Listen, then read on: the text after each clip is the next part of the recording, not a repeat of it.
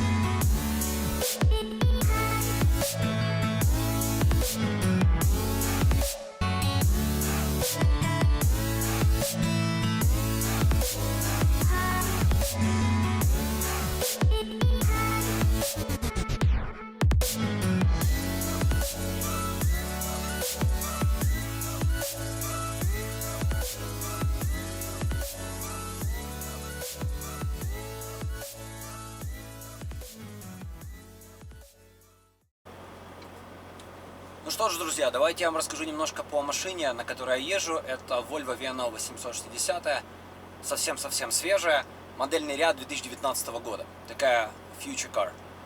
Основные отличия этой машины от той, на которой я ездил, а я ездил изначально, обучался и долгое время ездил именно на VNL 760, тоже свежей модели.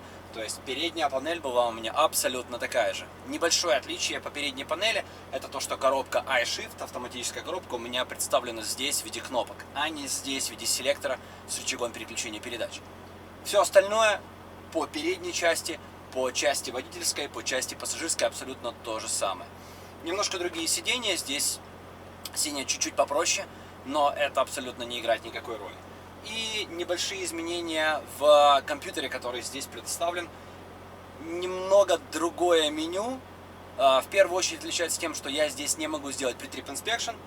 Мне его приходится делать на улице, но так как трак новый, это в принципе делать достаточно просто. И здесь самое главное, что в компьютере есть опция, которая показывает мне нагрузку на мою ведущую ось. Благодаря этому я могу примерно понимать, есть ли у меня перевес по Drive Axle или его нет. Все остальное абсолютно то же самое. Основное отличие в этой машине это то, что у меня сзади за спиной, а именно слипер. Он практически в 1,5 раза больше. Это версия 860, она отличается от 760 именно тем, что здесь увеличенный слипер. Эта машина, она будет шикарной для тима. Я езжу в тиме в основном, поэтому давайте посмотрим, что же сзади. Это пространство слипера. Оно превращается в такое замечательное рабочее место. Этот стол выдвигается. Также этот стол складывается вниз и превращается в большую кровать. Может быть, слегка неудобно, когда ты ездишь в тиме, а я езжу в тиме, постоянно ее собирать и разбирать. Но с другой стороны, настолько удобно здесь работать, заполнять документы и просто кушать, что делаешь это с определенным удовольствием. Очень классная опция в этой машине — наличие хорошего звука. 8 колонок, разбросаны по всему кузову, слева, справа, сзади и спереди. И самое главное, это то, что здесь есть сабвуфер, друзья. Основные полки в этой машине расположены между сиденьями водителя и пассажира и спальными местами. Они очень вместительные, примерно в 1,5 раза больше, чем в модели 760. Ну и, конечно же, большой холодильник с морозильной камерой. Сразу скажу, что Volvo не без косяков, они, к сожалению, некоторые вещи делают тяп-ляп, и в частности могу показать, например, вот этой полки. Вот мы ее открываем и пытаемся ее закрыть, она не закрывается. То есть вот такие вот движения. Для того, чтобы ее закрыть, ее нужно выдвинуть наперед и захлопнуть. Вот даже таким образом она не закрывается. Вот сейчас только она закрылась. И вот такие косяки, они, конечно, немножко раздражают в машине за 150 тысяч долларов. Данная Volvo оснащена двигателем D13 мощностью 455 лошадиных сил, а также дополнительными передними стабилизаторами для лучшей курсовой устойчивости. Но у меня уже есть груз в штате Индиана. Я предлагаю поехать и ознакомиться с этим штатом и с местом загрузки поближе. Погнали!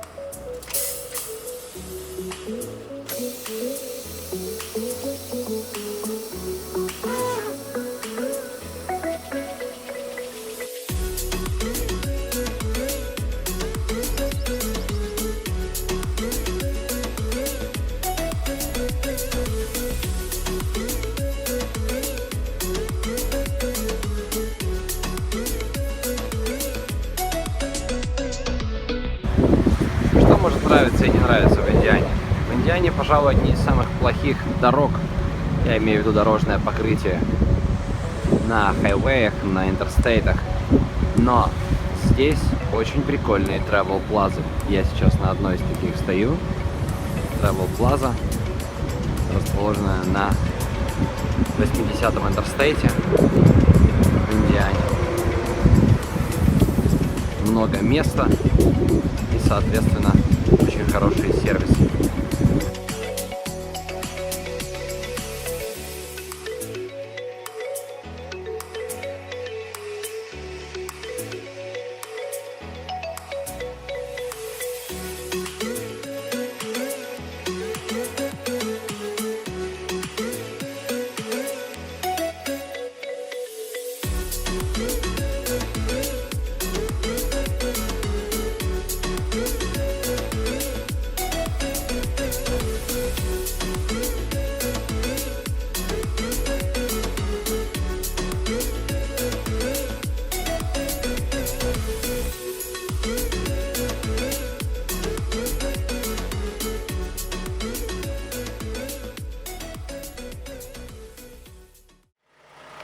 Я приехал на пикап, штат Индиана.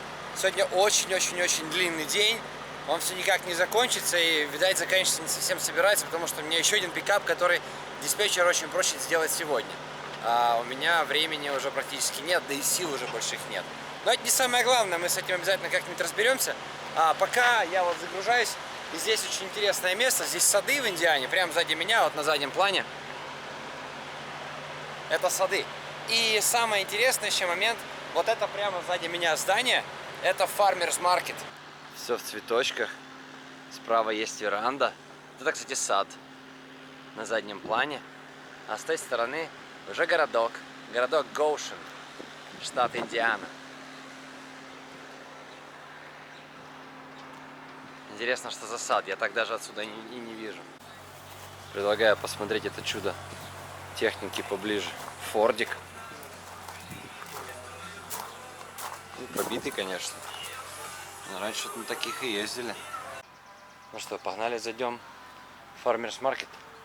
Там даже сегодня скидки, смотрите, 50% на все овощи. Погнали.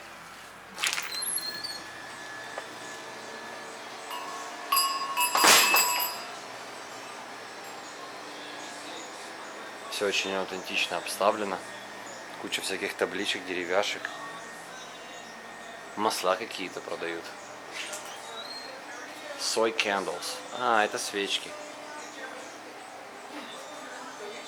Я думал, здесь все только местное, с Индианы. По всей видимости, продукты с другой стороны. Вот, пожалуйста, продаются арбузы. 5,99 за штуку. И местная канталупа. Дыни, по всей видимости. 3,25 за штуку. Печеньки. Ну, куда без печенек? Печеньки американцы любят. А вот, собственно говоря, и овощи. Сверху вот написано, сколько это стоит. 99 центов за паунд. Паунд это полкилограмма. За вот такие помидоры. Помидоры чуть большие.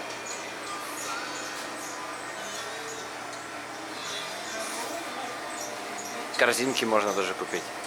Картошка, смотрите, какая картошка. Гигантских размеров просто. Сладкая картошка 99 центов за паунд. Смотрим дальше.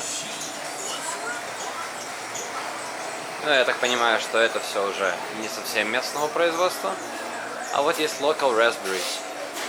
Можно купить ягоды, которые здесь же тоже выращивают. Это я обязательно возьму. Ягод возьму себе. Ягоды хорошо в кашу. Яблочки, пожалуйста, местные. Только что-то какие-то они не дешевые совсем. А и вот фрукты с этой стороны. Персики. 5,69 за паунд. Это вот за это нужно заплатить $5 69 центов. Несмотря на то, что это органик и это все местное, у меня жаба задушит столько денег заплатить за 4 персика. Вот нектарины недорогие. $2 за полкило, ну по местным меркам. Если это местные нектарины, то это даже очень неплохая цена. А вот обычные персики 2,59 за паунд, это уже не так дешево. Те персики выглядят неплохо. У нас это называется бабушка приготовила и в банке закатала. Здесь это делается на фабриках и стоит это нифига не дешево. Вот такое желе абрикосовое 5,99. Персиковое, виноградное. Ну, в общем, вот такой джем за 6 баксов. Вот это пюре, я так понимаю. Да, это пюре, которое здесь же на месте производится.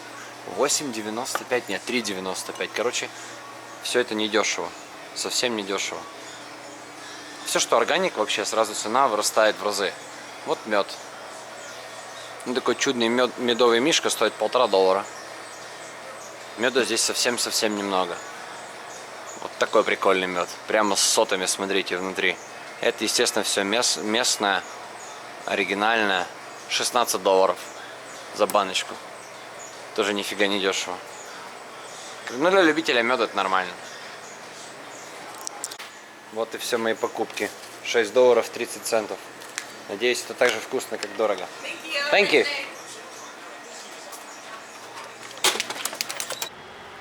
Не успел я зайти в магазин, как меня словил какой-то оголтелый мексиканец. Только что убежал куда-то. И на ломаном английском вперемешку с испанским спросил, не мой ли это белый трейлер тут стоит. Получив утвердительный ответ, куда-то убежал. А вот, кстати, и он. Any problems with my trailer? Why are you asking for it? You're gonna be on a vlog. Oh, that's good. Okay. Идем куда-то с ним, я не знаю зачем. Но он меня с собой зачем-то куда-то позвал. Сейчас посмотрим, куда и зачем. В итоге мексиканец меня провел до офиса. В офисе нужно было заполнить кое-какие документы. Они меня искали, не могли начать загрузку, потому что у них там что-то не сходилось. При этом снимать мне мексиканец запретил, кое-как на ломаном английском и жестами указав на то, что съемка в помещении запрещена. Тем не менее, мне удалось снять очень веселый материал. Смотрите сами. Ребята моют арбузы. Тут снимать нельзя. Я из-под тишка снимаю. Спросил у них, говорю, зачем моете? Нам сказали, мы моем. Прикольно, да? Все логично. Сказали мыть, мы моем. Ну что ж, загрузили меня там довольно быстро. Я отправился в дальнейшее путешествие, загрузок и разгрузок и езде по Соединенным Штатам Америки. Но это уже совсем другая история, и я об этом обязательно расскажу дальше. Ну что ж, друзья, по завершении этого видео я бы хотел положить добрую традицию в каждой серии разыгрывать какие-нибудь интересные сувениры из Соединенных Штатов Америки. В этой серии я разыграю модель трака Freightliner, который приобрел на одном из трак-стопов, путешествуя по Америке. А также самое главное, это то, что будет находиться внутри трейлера этого самого трака. Я не буду разглашать всех секретов, скажу только одно, что приобрел я этот маленький секрет в штате Монтана. И это достаточно ценный сувенир, гораздо более ценный, чем моделька фуры, которая тоже достанется победителю. Итак, что нужно сделать для того, чтобы принять участие в этом конкурсе? Вам нужно подписаться на канал, поставить лайк этому видео и оставить комментарий. Комментарий абсолютно любой, критика, пожелания, может быть какие-то руководства к действию. Абсолютно любой комментарий будет участвовать в этом розыгрыше. Победителю приз достанется в сентябре месяце. Я в сентябре прилетаю, буду в Молдавии, Украине, в России и вышлю этот приз, а может быть и лично передам в руки. Ну а если победитель будет из Америки, то приз достанется ему еще и быстрее, потому как отправить я его смогу с ближайшего почтового отделения. Итак, подписывайтесь, ставьте лайки. До новых встреч!